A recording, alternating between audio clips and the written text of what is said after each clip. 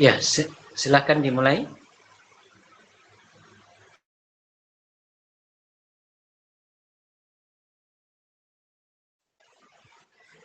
Ya, moderatornya kemana? Silakan dimulai, moderator.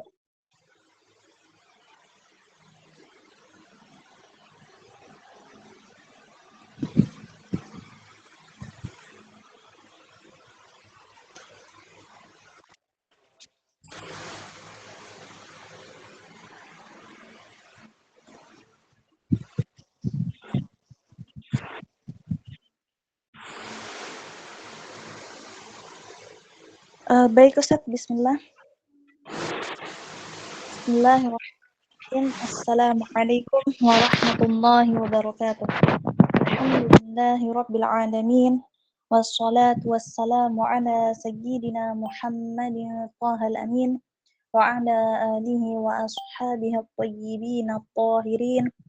Allahumma la sahla illa ma ja'altahu sahla wa anta ya hayyu ya qayyum taj'alul hazna idza syi'ta sahla. Allahumma rzuqna al-ikhlasa fin niyyati wal qawli wal amal wa na'udzubika min hali ahlin nar lillahi tabaraka wa ta'ala. Alhamdulillah, puji syukur kita ucapkan kepada Allah Subhanahu wa ta'ala atas segala limpahan rahmat, karunia serta taufik dan hidayahnya, sehingga pada hari ini tanggal 15 Juni 2025 kita masih bisa melanjutkan kajian rutinan kita, kajian rutinan Pedang Aswaja, yaitu kajian Kitab Al-Idah bersama guru kita Ustadz Nur Salim LC Hafizahullah Ta'ala. Salawat serta salam pula kita kirimkan kepada junjungan kita, kepada suri tauladan kita, baginda Nabi Muhammad sallallahu alaihi wasallam, dengan bersama-sama kita melafazkan Allahumma sholli ala sayyidina Muhammad wa ala alihi wa sahbihi wasallim. Baik teman-teman yang dirahmati Allah Subhanahu wa ta'ala, sebelum kita memulai kajian kita pada pagi hari ini, mari sama-sama kita luruskan niat kita hadir di dalam ruang Google Meet ini, belajar ilmu agama semata-mata hanya untuk mengharapkan ridha Allah Subhanahu wa ta'ala. Dan juga saya harapkan kepada teman-teman semua, dimohon untuk tidak menyalakan mikrofonnya sepanjang guru kita menyampaikan materi, agar tidak mengganggu proses belajar mengajar kita pada hari yang berkah ini. Baik, untuk mengefisienkan waktu langsung saja kita serahkan kepada guru kita, kepada Ustadz Nur Salim, dipersilakan untuk Ya. Alhamdulillahirabbil alamin wassalatu wassalamu ala sayyidina Muhammadin wa ala alihi wa ashabihi thayyibin at-tahirin. Allahumma la sahla illa ma ja'altahu sahla wa anta ya hayyu ya qayyum taj'alul hazna idza syi'ta sahla.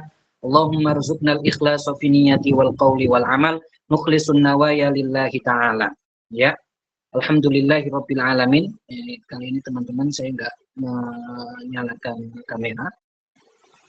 Alhamdulillahirabbil alamin. Kita syukuri nikmat Allah Subhanahu wa taala yang telah memberikan nikmat kita bisa berkumpul di majelis yang mulia ini. Insya Allah semoga apa yang kita usahakan berupa belajar ilmu agama ini dibalas oleh Allah Ta'ala dengan pahala yang melimpah. Karena sesungguhnya seseorang apabila dia beramal dengan niat ikhlas di dalam amal kebaikan tersebut, maka dia akan mendapatkan pahala dari kebaikan tersebut. Begitu. Langsung saja, sekarang pembahasan kita perkataan sampai perkataan musannif wa amma ghairul muhtaji ilaihi. Ini sekarang kita membahas orang yang tidak butuh nikah. Fa in faqada uhbatahu kurihalahu. Jadi apa hukumnya menikah bagi orang yang tidak butuh nikah? Kemarin sudah kita jelaskan, bagi orang yang membutuhkan nikah dan mampu disunahkan, ya kan? Disunahkan baginya untuk menikah. Nah, sekarang bagi orang yang tidak mampu, terus artinya dia itu tidak menemukan mahar, tidak menemukan uhbah. Uhbah kemarin kita sudah sebutkan, mahar, nafkah, dan lain sebagainya. Kemudian dia juga tidak butuh menikah.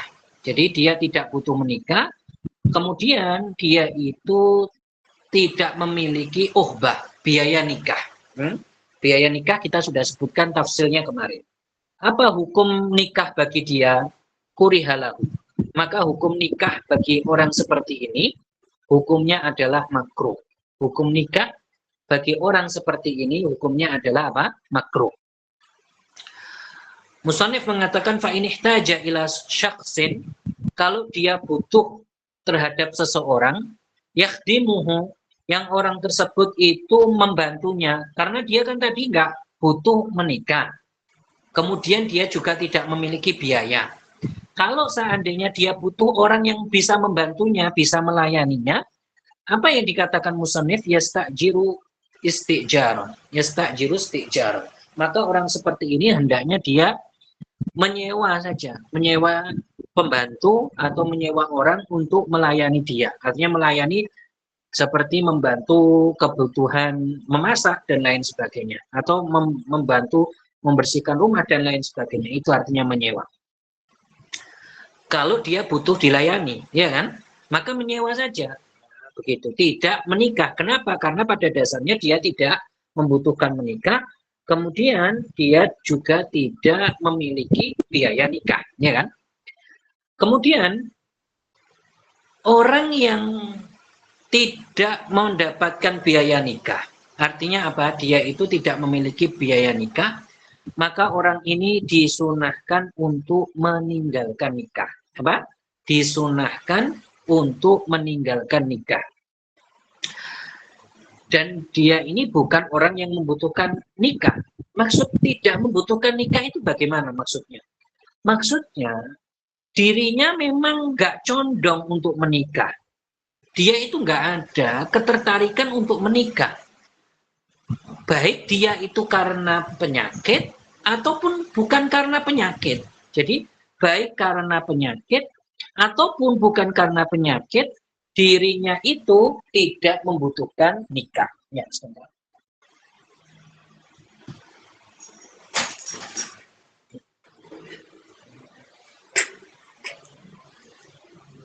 Jadi entah karena penyakit atau tidak, dirinya itu tidak membutuhkan nikah. Nafsu dia, keadaan dia itu memang tidak condong untuk apa? Menikah. Nah, maka kalau seperti ini kondisinya, ya, kondisinya seperti ini, maka hukum nikah bagi dia adalah makruh. Kalau kondisinya seperti ini, hukum pernikahan bagi dia adalah apa? Makruh, begitu. Sama tadi kondisi orang yang apa? Yang tidak mendapati sesuatu, yaitu biaya nikah, maka hukum pernikahan hukumnya adalah makruh. Jadi gini, orang yang tidak mendapati biaya nikah, hukumnya makruh, pernikahan bagi dia. Begitu juga orang yang tidak ingin nikah, maka hukumnya itu adalah makruh pernikahan bagi dia. Nah, kalau seandainya berkumpul ini bagaimana? Kedua-duanya itu ada pada dia. Pertama, tidak mampu biaya nikah. Kedua, nggak butuh nikah. Nah, ini sama. Ini juga hukumnya apa? Pernikahan bagi dia, ini hukumnya adalah makruh, seperti halnya Seperti halnya kalau dia itu apa? Tidak membutuhkan pernikahan. Nah,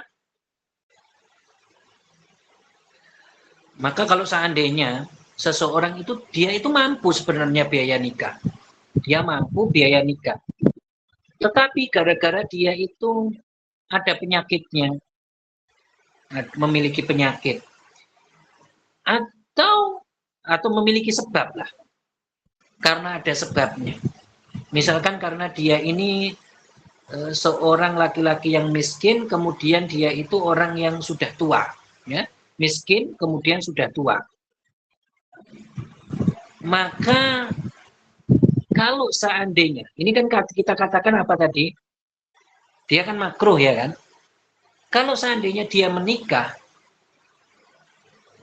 maka dia itu dimakruhkan. Jadi dia menikah untuk apa? Kan dia ini sudah fakir, kemudian dia itu tua. Artinya dia nggak pengen nikah. Dia menikah hanya untuk istrinya biar melayaninya dari segi seperti tadi yang kita sebut. Maka kalau cuma untuk melayani saja, dalam artian melayani kebutuhan dia, seperti makanan, mengambilkan makanan, atau dan lain sebagainya. Maka kalau seperti ini, dia itu kalau menikah hukumnya makruh. Hukumnya apa? Hukumnya makruh. Dan solusi bagi dia, sebaiknya dia itu apa? Menyewa seseorang, menyewa pembantu yang memang untuk melayani atau memenuhi kebutuhannya. Seperti itu. Nah, sekarang pembahasan kita sudah selesai ya. Pembahasan hukum nikah. Sekarang musonif mengatakan wayusan nufi zaujah. Jadi sekarang bagaimana disunahkan untuk memilih istri. Jadi sebelum seseorang menikah, bagaimana dia itu disunahkannya memilih istri yang kriterianya bagaimana. Begitu. Yang kriterianya bagaimana. Artinya kriteria di sini dalam lingkup itu hal yang disunahkan. Dalam lingkup bahwasanya hal tersebut adalah disunahkan. Wa yusannu fi zaujati, disunahkan terhadap seorang istri antakuna dayyinatan. Istrinya ini adalah ngerti agama. Jadi sunnah ini hukumnya ya. Menikahi perempuan yang ngerti agama itu hukumnya sunnah. Dayyinah itu ngerti agama. Maksudnya ngerti agama ini bagaimana? Maksudnya adalah perempuan tersebut belajar ilmu agama, ya. Perempuan tersebut apa? Belajar ilmu agama. Kemudian dia mengetahui ilmu agama, yang sekira dengan pengetahuan tersebut ada sifat adil yang mengeluarkannya dari sifat fasik. Ya. Jadi dia itu belajar ilmu agama kemudian mengamalkannya. Yang sekira dengan sifat tersebut dia itu tidak disebut perempuan yang fasik. Artinya perempuan yang adil, ya kan? Maka kalau seperti ini disunahkan untuk dinikahi. Seperti ini apa? Disunahkan untuk apa? Dinikahi. Hal ini misalkan perempuan yang belajar pokoknya dan kemudian dia mengamalkan. Hal ini berdasarkan hadis riwayat li khabari sahihain. Sahihain artinya riwayat Al-Bukhari dan Muslim. Bahwasanya Rasulullah Shallallahu Alaihi Wasallam beliau bersabda, tungkahul mar'atu li arba. Perempuan itu dinikahi biasanya karena 4 hal. 5 liha karena hartanya, wali jamaliha karena kecantikannya, wali hasabiha karena nasabnya, wali diniha karena agama. Lihat perkataan Rasulullah setelahnya, fadfar bidzatid dini taribat yadak. Maka orang yang memilih perempuan yang ngerti agama, maka dia itu adalah beruntung. Akan kita jelaskan satu-satu. Rawahul Bukhari wa Muslimun, diriwayatkan oleh Imam Bukhari dan Imam Muslim. Kemudian ini kan tadi khabar sahihain berarti ada di Sahih Muslim dan Sahih Bukhari. Kemudian diriwayatkan wa Abu Dawud, diriwayatkan oleh Abu Dawud, wan Nasa'i dan Imam An-Nasa'i dan Ibnu Majah. Maka pada hadis ini itu penjelasan disunahkan bagi perempuan untuk dinikahi yang bagaimana. Jadi kalau seorang laki-laki menginginkan untuk menikah, maka yang dia nikahi itu adalah perempuan yang ngerti agama. Rasulullah akan menyebutkan 4 hal kan di sini. Kebiasaan orang itu kalau menikah itu dia itu melihat salah satu dari 4 hal ini. Yaitu apa tadi? Harta, kemudian apa? Kecantikan, kemudian nasab, kemudian agama. Ya kan? Ini kebiasaan orang kalau menikah itu melihatnya 4 hal ini, salah satu dari 4 hal ini. Tetapi Rasulullah mewasiatkan bahwasanya orang yang menikah, kemudian beliau peringatkan dia itu memilih orang atau perempuan yang ngerti agama, kata Rasulullah apa? Fadfar bidzatid dini taribat yadak. Artinya apa? Kalau seseorang itu memilih yang ngerti agama, berarti dia melakukan seperti ini, maka dia ini orang yang beruntung. Itu namanya taribat yadak. Jika dia kerjakan, dia termasuk orang yang beruntung. Kalau dia tidak kerjakan, maka dia itu orang yang merugi. Itu makna dari taribat yadak. Taribat yadak itu apa? Jadi kalau dia fadfar bidatiti ini taribat yadak, maka dia itu kalau melakukannya dia itu beruntung. Kalau tidak, maka dia merugi. Seperti itu. Sebenarnya kata taribat yadak itu tadi makna fadfar ya. Bidatiti ini taribat yadak. Jadi kalau dia memilih perempuan yang ngerti agama, belajar ilmu agama, kemudian mengamalkannya, maka dia beruntung. Kalau tidak, dia bakalan apa? Merugi. Sebenarnya kata yang di dalam hadis ini secara bahasa, secara asalnya, yaitu kata apa? Taribat yadak, itu artinya adalah kamu itu jatuh dengan kedua tanganmu di tanah. Itu taribat yadak itu seperti itu. Artinya apa? Kamu menempelkan tanganmu ke tanah. Itu makna secara asli. Kemudian orang-orang Arab menggunakannya untuk orang yang lupa sesuatu. Jadi dia itu seharusnya dia ingat, tetapi kemudian dia lupa. Seharusnya dia lakukan, kemudian dia tidak melakukannya. Jadi untuk memperingatkan. Oleh karena itu disebut taribat yadak. Berarti pada dasarnya itu untuk mencela.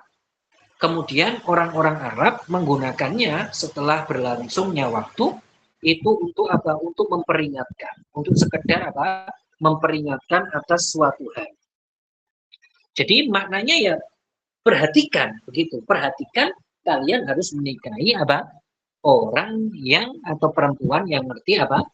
Agama. Jadi perhatikan kalian harus mementingkan perempuan yang ngerti apa? Ngerti agama. Begitu. Kemudian disunahkan antakuna bikron. Musonif mengatakan apa? Disunahkan antakuna bikron. Disunahkan perempuan ini adalah perempuan yang masih perawan. Jadi sunnah menikahi perempuan perawan itu sunnah. Hal ini berdasarkan hadis yang diriwayatkan oleh Al-Imam Al-Bukhari dan Al-Imam Muslim di dalam sahihnya. Beliau berdua meriwayatkan hadis dari sahabat Jabir bahwasanya Rasulullah mengatakan halla bikron tulaibuha wa tulaibuka. Artinya apa? Kalian ya sebaiknya menikahi apa? Menikahi seorang gadis. Menikahi seorang apa? Perawan. Itu sebaiknya. Artinya apa sebaiknya sunnah? Kecuali kalau memang kondisi dia itu ada uzur. Jadi kondisi dia itu ada uzurnya, ada alasannya, sehingga dia itu tidak menikahi perawan. Misalkan apa? Misalkan dia itu memang nggak mampu, zakar dia atau alat kelamin dia itu tidak mampu untuk memecahkan keperawanan itu tidak mampu. Dia mengerti seperti itu. Maka ya nggak apa-apa. Artinya apa? Artinya apa? Tidak disunahkan bagi dia untuk menikahi perawan kalau seperti itu. Tidak disunahkan untuk menikahi perawan. Atau misalkan dia itu, ya saya ini menikah, tapi kebutuhan saya itu nggak biologis saja. Tetapi saya ini hanya butuh untuk orang yang bisa merawat saya. Merawat keluarga saya.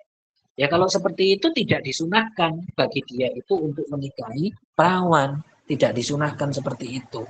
Tidak disunahkan apa untuk menikahi perawan, akan tetapi tidak disunahkan bagi dia ya untuk menikahi perawan.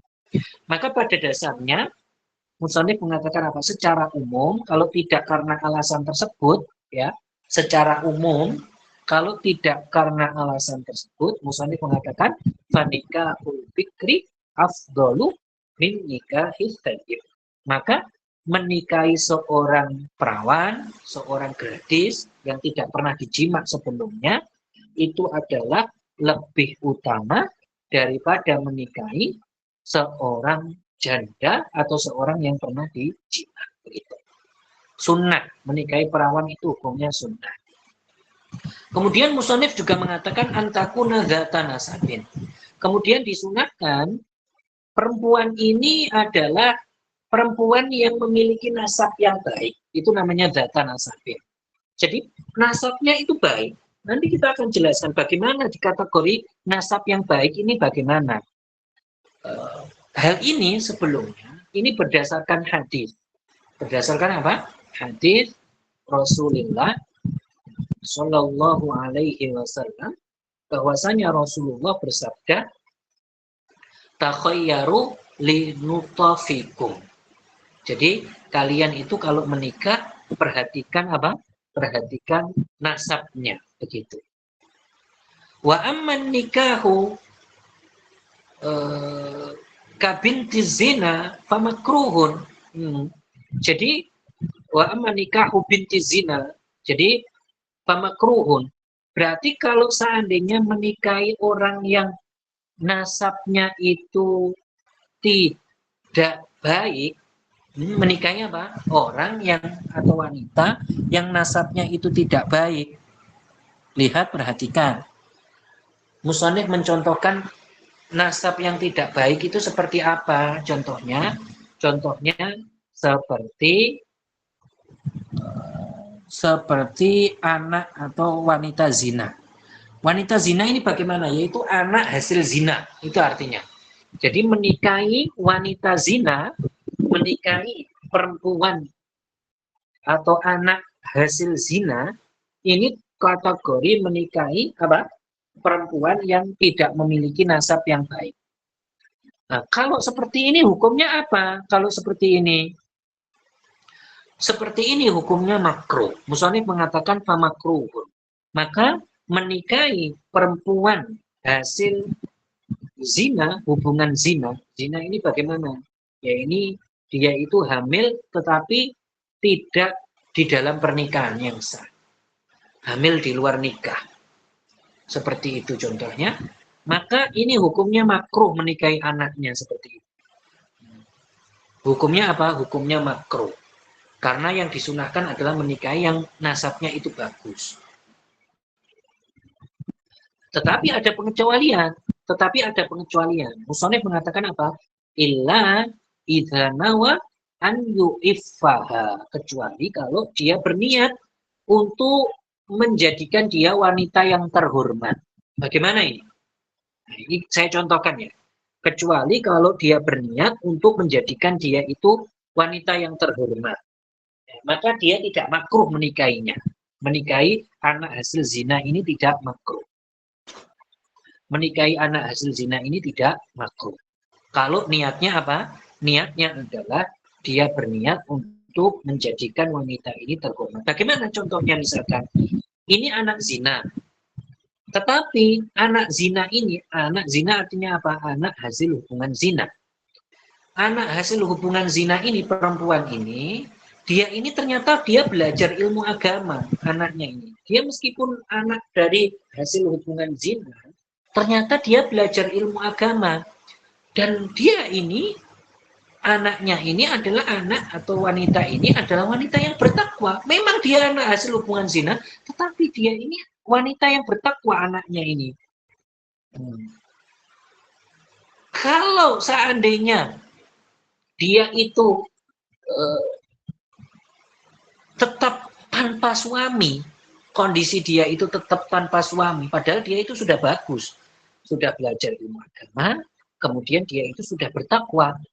Kalau dibiarkan tanpa suami, ditakutkan dia itu akan terjadi kerusakan padanya. Ya, ditakutkan apa? Terjadi kerusakan padanya. Jadi kalau dia itu dibiarkan tanpa suami, anak zina ini ditakutkan terjadi kerusakan. Maka kalau seperti itu tidak makruh. Kenapa kok ditakutkan kalau dia itu tidak ada suaminya akan menjadi rusak misalkan? Karena seseorang kan dengan berlalunya waktu itu bisa rusak, akhlaknya bisa rusak. Iya, dia sekarang itu kondisinya bagus. Iya, sekarang dia kondisinya bagus, ya kan? Karena dia tadi belajar, terus kemudian dia bertakwa, ya kan? Tetapi nanti kalau ketika syahwatnya ini kuat, terus dia itu tidak memiliki apa? Suami, maka dia akan melakukan hal-hal yang diharamkan. Maka kalau seseorang tahu ini dan ditakutkan seperti ini, kemudian menikahinya, kemudian menikahi perempuan ini dengan niat seperti ini, yaitu dengan niat seperti ini apa? Yaitu takut terjadi kerusakan pada wanita ini jika wanita ini tidak mendapati orang yang menikahinya. Maka hukum menikahi anak zina seperti ini bagaimana dengan kondisi seperti ini? Misalnya mengatakan fa inda idzin yakunu sunnatan fihi thawab. Lihat fa inda idzin yakunu apa? Sunnatan fihi thawab. Kalau seperti itu, kalau kondisinya memang seperti itu, maka hukum menikahi anak zina seperti ini, hukumnya adalah sunnah. Sunnah hukumnya. Jadi mendapatkan pahala. Fihi thawab, mendapatkan pahala. Itu. Jadi tadi disunahkan wanitanya apa? Nasabnya yang baik. Bukan anak zina, tetapi kita kecualikan tadi kondisi tertentu tadi yang kita sebutkan, ya kan? Kemudian musannif juga menyebutkan kesunahan perempuan itu apa? Wa antakuna waludan. Apa? Wa antakuna apa?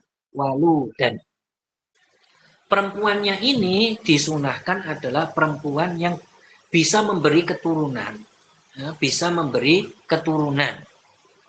Artinya bukan wanita yang tidak bisa memberi keturunan. Disunahkan perempuannya bisa memberi apa? Keturunan. Loh bagaimana kok kita tahu wanita ini bisa memberi keturunan apa tidak? Kan kita belum menikahinya, kemudian dia juga masih perawan misalkan. Bagaimana bisa diketahui wanita ini nanti bisa memberi keturunan apa tidak? Ini diketahui dengan kerabatnya. Kita melihat kerabat-kerabatnya. Apakah kerabatnya ini punya anak atau tidak? Maka dari situ, kalau kerabatnya punya anak, punya banyak anak, berarti perempuan ini juga akan seperti itu. Nanti akan memiliki keturunan juga. Nah, itu caranya. Bukan caranya itu dengan membuka aurat. Dengan membuka aurat dia, memeriksa. Tidak, itu bukan itu caranya. Begitu. Jadi caranya dengan melihat kerabatnya. Kalau dia punya kakak, kalau punya dia adik, kalau dia punya adik yang sudah menikah, apakah dia itu memiliki keturunan, kerabat-kerabatnya itu, atau yang lain sebagainya, kerabat-kerabat. Maka ini juga menunjukkan kalau wanita tersebut memang memiliki keturunan nantinya kalau dinikahi. Kemudian musannif mengatakan wadudan ghaira abusin biwajhi zaujiha. Kemudian wanita ini adalah wanita yang memiliki kasih sayang. Sunnah ini ya. Jadi memang disunahkan kalian itu menikah dengan wanita yang memiliki rasa kasih sayang. Artinya apa? Dia itu wajahnya nggak masam kepada suaminya. Jadi kalian kan tahu ya, kalau sebelum menikah itu kalian lihat wajah calon istri kalian atau yang mau kalian nikahi perempuannya ini, kira-kira ini gampang masam apa tidak? Ada kasih sayangnya apa tidak dia? Nah, kalau dia memiliki kasih sayang, terus kemudian wajahnya tidak masam kepada suaminya, ini disunahkan dinikahi. Perempuan seperti ini disunahkan untuk apa? Dinikahi. Gitu. Bukan wanita yang cemberut, terus wajahnya masam, terus tidak menunjukkan kasih sayang. Ini tidak disunahkan. Gitu. Jadi memang Rasulullah itu memotivasi. Rasulullah Shallallahu Alaihi Wasallam beliau memotivasi bahwasanya seorang calon istri seorang perempuan, kita itu memilihnya harus apa? Yang memiliki rasa kasih sayang. Maksudnya kasih sayang ini bagaimana, Ustaz? Maksudnya adalah dia itu memiliki rasa kasih sayang kepada suaminya. Nah, dan berarti seperti itu kan? Jadi bukan wanita yang kayak kita ceritakan tadi, sama suaminya cemberut, gampang cemberut, memperlihatkan wajah yang masam. Tidak, ini tidak disunahkan. Tidak disunahkan. Nah, berarti kita simpulkan apa?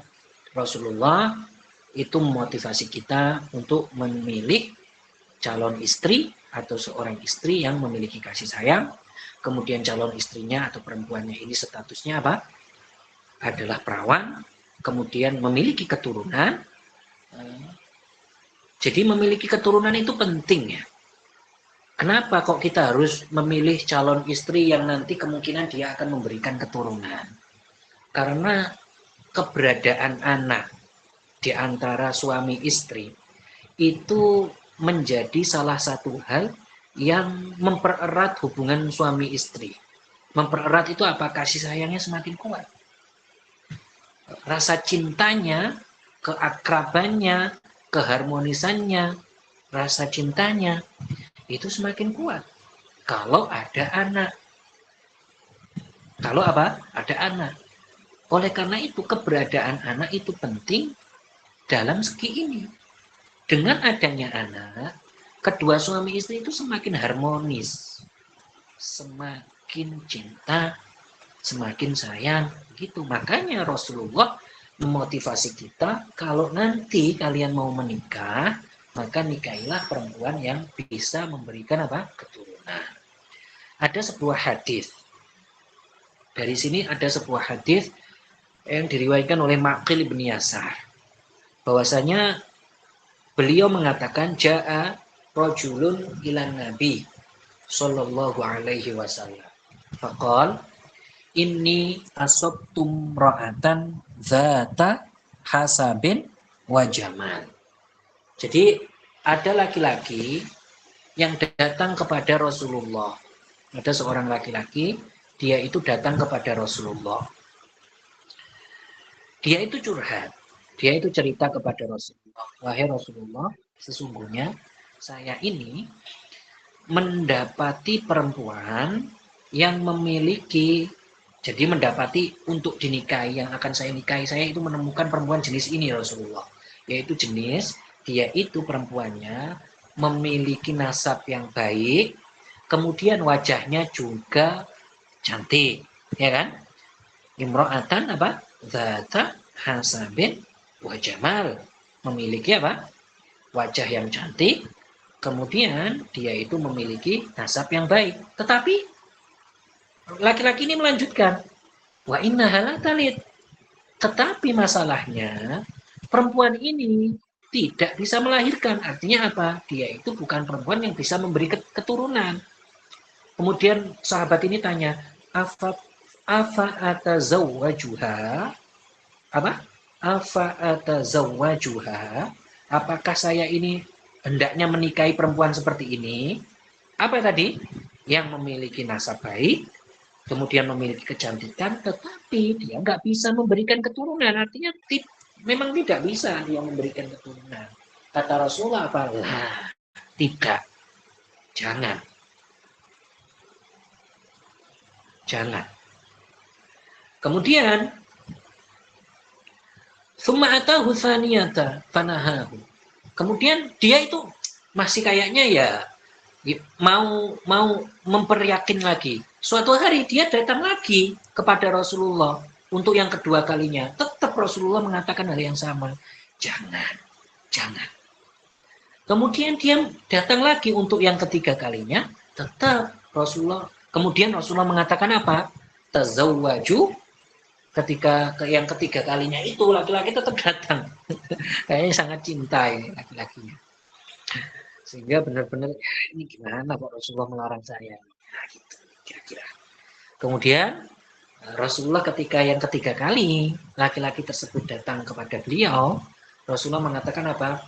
Tazawwaju al-walud al-wadud fa inni mukatsirun bikumul umam. Jadi kalian ini nikahlah, kamu semua ini menikahlah dengan wanita yang memiliki kasih sayang, kemudian bisa memberikan keturunan. Kenapa? Karena saya ini membanggakan umat saya yang banyak di hari kiamat. Gitu. Saya ini apa? Membanggakan umat saya yang banyak di hari apa? Kiamat. Hadis ini diriwayatkan oleh Al-Imam Abu Dawud dan An-Nasai. Diriwayatkan oleh Al-Imam Abu Dawud dan Nasai. Kemudian musannif mengatakan ghaira dzati qarabatin qaribah kabintil am. Disunahkan juga perempuan yang akan kita nikahi tersebut dia itu bukan termasuk kerabat dekat. Kan boleh ya menikahi kerabat dekat itu boleh, kan bukan mahram. Yang penting bukan mahram. Kerabat dekat itu boleh, tetapi hukumnya tidak disunahkan seperti itu. Tidak disunahkan menikahi perempuan yang masih ada kekerabatan dekat. Lihat garis bawahnya apa? Kekerabatan apa? Dekat. Bukan hanya sekedar kerabat ya, tapi yang tidak disunahkan itu apa? Kerabat dekat. Seperti apa kerabat dekat? Seperti bintil am, kabintil am. Jadi kerabat dekat itu seperti putri dari paman kita. Putri dari paman. Paman ini maksudnya siapa ya? Saudara bapak atau saudara ibu. Jadi putri dari paman atau putri dari bibi atau putri dari saudaranya ibu atau saudarinya ibu. Ini hukumnya tidak disunahkan. Itu kan bukan mahram ya, kan? Boleh dinikahi, tetapi tidak disunahkan. Seperti siapa tadi? Putri dari paman. Ini putri dari paman atau putri dari bibi. Ini tidak disunahkan. Putri dari bibi artinya gimana? Artinya ayah kita, ibu kita memiliki saudari. Nah, saudarinya ini memiliki anak. Putri dari bibi. Seperti itu. Ini tidak disunahkan. Ini namanya kerabat dekat. Ini tidak disunahkan. Nah, kemudian musannif mengatakan wala yadkhulika bintu benil am. Tidak masuk ke hal ini, artinya bukan yang disebut ini adalah anak atau putri dari anak paman. Putri dari anak paman. Jadi paman kita punya anak, iya kan? Paman kita punya anak, ya kita bayangkan. Paman kita punya anak, terus anaknya paman kita itu punya putri. Ini nggak apa-apa dinikahi, artinya dalam artian bukan termasuk kemakruhan. Bukan termasuk kemakruhan menikahi ini. Karena ini bukan termasuk kerabat yang dekat. Ini jauh kerabatnya ini. Yaitu apa? Putri dari anak paman. Nah, oleh karena itu kan Sayyidah Fatimah, yaitu putrinya Rasulullah, dinikahkan dengan apa? Dengan siapa? Dengan Sayyidina Ali, ya kan? Rasulullah bahkan mengatakan apa? Zawwajtuki bi'a'lama ummati bisunnati. Seperti itu. Ya. Musannif melanjutkan, wa yajuzu lil hurri, dan boleh untuk seorang yang merdeka an yajma'a baina arba'in minal harair. Ini hukumnya ya, kebolehan bagi seorang laki-laki yang merdeka untuk menikahi 4 atau mengumpulkan 4 perempuan. Artinya apa? Menikahi 4 perempuan ini boleh. Dalam satu waktu itu boleh. Fi anin wahidin. Dalam satu waktu itu hukumnya boleh. Artinya menikahi lebih dari 1, yaitu 4, ini boleh dalam satu waktu. Ini diperbolehkan bagi seorang laki-laki yang merdeka. Liqaulihi ta'ala, Ini berdasarkan firman Allah Ta'ala, "Fankihu ma qabalakum minan nisa'i masna wa thulatha wa ruba'." Maka nikahilah dari perempuan yang kalian sukai, 2, 3, atau 4. Artinya boleh 1, boleh 2, boleh 3, boleh 4. Tetapi ya garis bawahnya itu tadi, sunnahnya 1.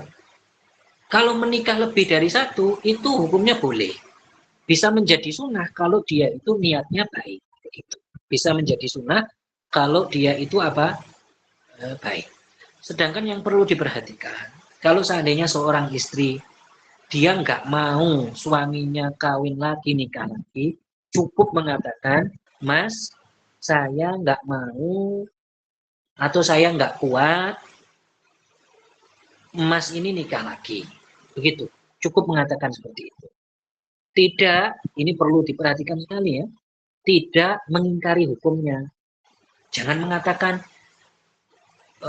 mengatakan dalam Islam tidak boleh laki-laki menikah 2, 3, tidak. Jadi kalau tidak mau, jangan mengingkari hukum. Nah, ini kan bedanya orang yang belajar sama tidak kan. Kalau kalian, seorang istri tidak mau suaminya menikah lagi, cukup mengatakan, "Mas, saya tidak kuat atau tidak mau Mas nikah lagi." Begitu. Atau tidak kuat, saya dimadu. Begitu. Bukan mengatakan tidak boleh seorang laki-laki itu menikah lebih dari 2. Tidak mengingkari hukum maksudnya. Itu yang perlu digarisbawahi. Begitu juga kan dengan hal-hal yang lain kan seperti itu. Seseorang dari kita itu nggak boleh mengingkari hukum. Karena hukum ini diperbolehkan. Di dalam Islam itu diperbolehkan. Hal ini seperti ayat yang tadi kita sebutkan. Kemudian juga ayat atau hadis yang diriwayatkan oleh Ghailan. Jadi dia ini sebelum masuk Islam dia memiliki 10 istri. Sebelum masuk Islam memiliki 10 istri. Kemudian setelah masuk Islam Rasulullah mengatakan apa? Amsik arba'an wa fariq sa'irohunna. Ya, apa? Amsik apa? Arba'an wa fariq sa'irohunna.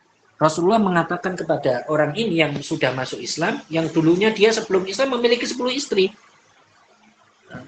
Kalau sudah masuk Islam, kata Rasulullah, kamu pertahankan 4 istri, kemudian selebihnya yaitu 6 istri itu kamu ceraikan. Gitu. Karena nggak boleh seorang itu dia itu menikahi dalam satu waktu lebih dari 4 istri, itu tidak diperbolehkan. Akhrajahu Ahmad, diriwayatkan oleh Imam Ahmad dan Imam Abu Dawud. Gitu. Nah, gitu. Insya Allah pada pertemuan berikutnya kita akan membahas tentang hukum laki-laki melihat perempuan. Salah satu sebelum pernikahan itu ada istilah nazar, melihat calon mempelai. Artinya dia mau menikahi seorang fulanah, seorang wanita, ada diperbolehkan melihat perempuan ini. Bagaimana ketentuannya? Ya, insya Allah itu kita akan bahas minggu depan. Kalian lihat sendiri pembahasannya sangat penting semuanya ya. Maka dari kita harus, meskipun dia sudah menikah, belajar pernikahan seperti ini. Ini lebih baik daripada dia itu tidak belajar. Karena ada, nggak hanya hukum ini, nanti akan kita jelaskan bagaimana hukum menikah, kemudian bagaimana talak, bagaimana roj'ah, bagaimana iddah, bagaimana ini akan kita bahas. Jadi semuanya penting. Jadi bukan hal yang seseorang itu, oh menikah ya seperti yang dijelaskan Pak Penghulu saja. Enggak hanya itu pernikahan. Banyak hukumnya. Enggak hanya yang tertulis itu. Bahkan hukumnya sangat banyak sekali yang berkaitan dengan ya. Kalau ada pertanyaan saya berkaitan dengan soal, berkaitan dengan materi. Assalamualaikum Ustadz. Iya. Kalau seorang laki-laki itu dengan kehidupan yang berkecukupan, mapan, tetapi dia tidak mau menikah sampai dia meninggal. Bagaimana itu Ustadz? Iya. Kalau laki-laki seperti ini, kalau dia tidak mau menikah, dia tidak berdosa. Meskipun dia dia itu berkecukupan. Memang dia itu nggak mau menikah. Ya tadi saya jelaskan tadi, kalau memang dia itu nggak mau menikah, padahal mampu, ya tidak disunahkan. Terus tidak berdosa juga. Kalau dia butuh nanti nikah cuma butuh orang yang membantunya saja dalam pekerjaan sehari-hari, ya dia nggak usah menikah kalau nggak butuh. Tapi Tapi menyewa pembantu saja. Ya. Berarti sampai dia meninggal itu hukumnya tidak haram, intinya tidak masalah ya Ustaz ya. Ya, asalkan ya dalam catatan dia itu tidak terjatuh dengan zina dan tidak menikah. Ya. Oh iyalah, makasih Ustaz penjelasannya. Assalamualaikum.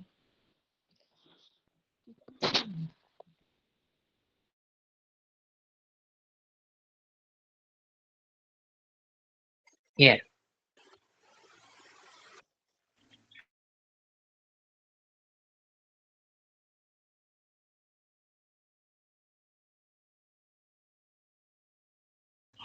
Ya.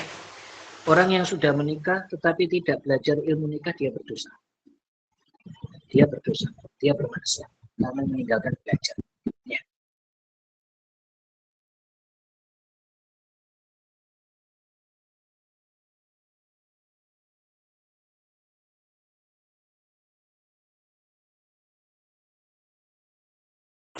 Ya, boleh. Asalkan misalkan catatannya beberapa, misalkan ya tidak boleh mengumpulkan bainal ukhtain, saudara kandung dua dikumpulkan, nggak bisa.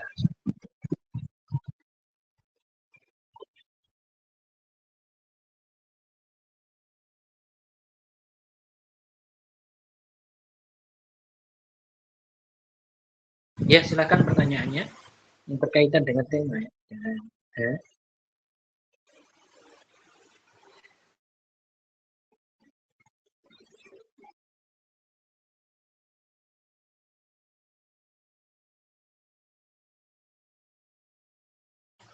Silakan dibuka mikrofonnya yang mau bertanya, silakan.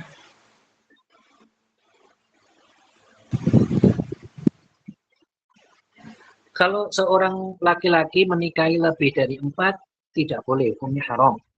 Hukumnya haram. Hukumnya haram. Yang lebih dari 4 itu yang haram. Nah, ya. Assalamualaikum Ustaz. Waalaikumsalam. Apakah akan menjadi wali bagi perempuan yang mana orang tuanya Suaranya tidak jelas. Siapakah yang akan menjadi wali oleh anak perempuan jika ayah kandungnya sama ibunya itu cerai, Ustaz? Dan ayahnya itu nggak mau untuk menjadi wali. Ya. Kalau itu adalah ayahnya dia, artinya nasabnya dia ke ayahnya itu, meskipun sudah cerai antara ibunya dia, maka yang menjadi wali pertama adalah ayahnya. Yang menjadi wali adalah ayahnya. Jika ayahnya ini dia itu tidak mampu menjadi wali, atau dia itu tidak ada, misalkan ketika itu, maka turun ke wali selanjutnya, yaitu kakek. Begitu seterusnya. Ya. Ya. Syukran Ustaz. Ya. Silakan dibuka saja.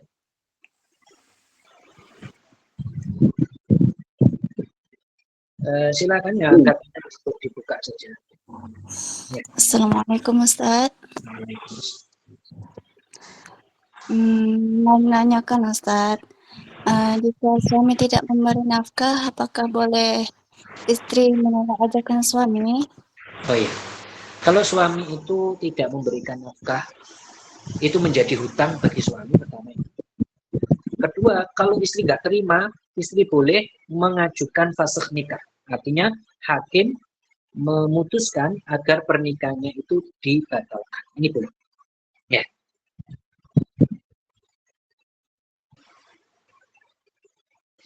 Ya, silakan pertanyaan selanjutnya.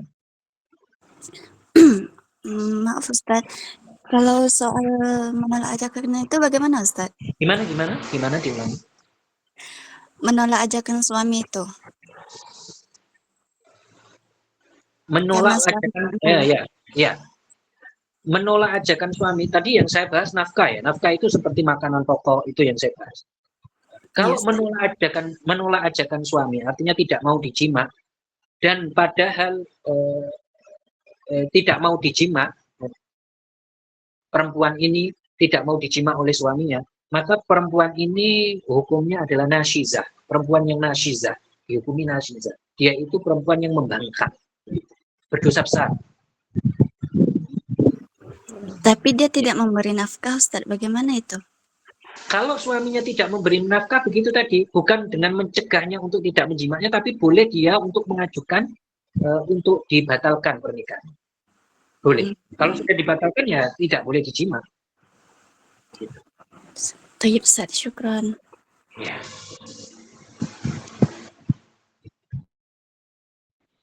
Assalamualaikum Ustaz. Ya. Mau tanya sekali lagi, gini Ustadz, apabila seperti pertanyaan yang sebelumnya, apabila seorang istri menolak ajakan suami untuk berjima, tetapi alasan istri ini menolak ajakan suami ini Ustadz karena suaminya ini mempunyai ilmu seperti yang ada tumpangan jin itu Ustadz. Jadi istrinya nih karena itulah dia menolak. Itu bagaimana itu Ustadz? Bukan karena dia tidak mau melayani, tapi karena ilmu si suami ini yang katanya kalau ditumpang-tumpangi itu makhluk halus itu ikut menyetubuhi istrinya itu, katanya seperti itu. Seperti itu Ustadz. Itu bagaimana itu Ustadz? Nggak tahu saya itu. Tetapi pada dasarnya seseorang wanita itu dia wajib untuk mempersilahkan suaminya untuk menjimanya. Jangan gara-gara dia mimpi buruk terus dikira suaminya itu jin. Ya. Ya. Karena gini Ustadz, suaminya ini hobi perdukunan itu Ustadz. Jadi karena alasan itu istrinya menolak. Ya, insya Allah saya jawab minggu depan. Ya. Ya Ustadz. Terima kasih. Assalamualaikum. Ya, saya kira cukup ya.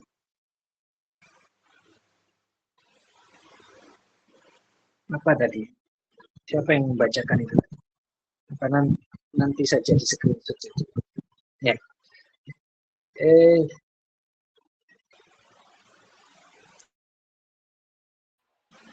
Ya, saya kira cukup. Nanti pertanyaan itu bisa di screenshot oleh moderator untuk insya Allah kita jawab di grup itu aja. Ya, saya kira sudah cukup, sudah jam 11. Insya Allah kita lanjutkan pertemuan berikutnya. Banyak permasalahan penting berikutnya ya.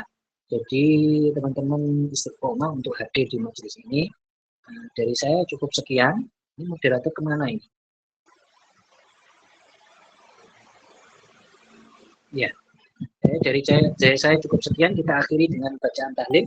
La ilaha illallah, la ilaha illallah, la ilaha illallah, Allahumma sholli ala sayyidina Muhammad wa ala alihi wa sahbihi wa sallim.